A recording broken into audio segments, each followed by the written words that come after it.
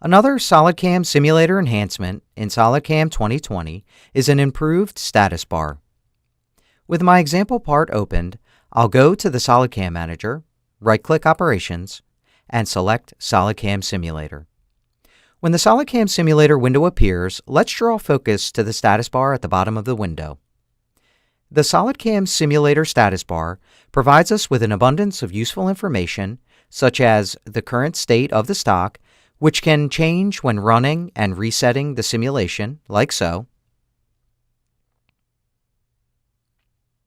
or when reloading the stock model display, for example.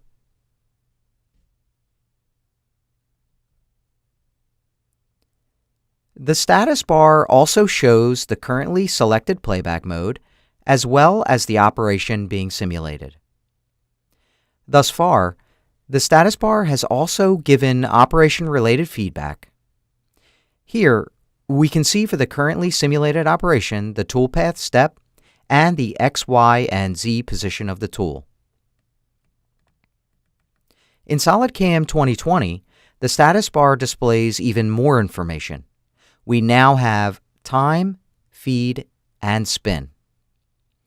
The data shown corresponds to the current location of the operations bar slider and thumb when playback is running.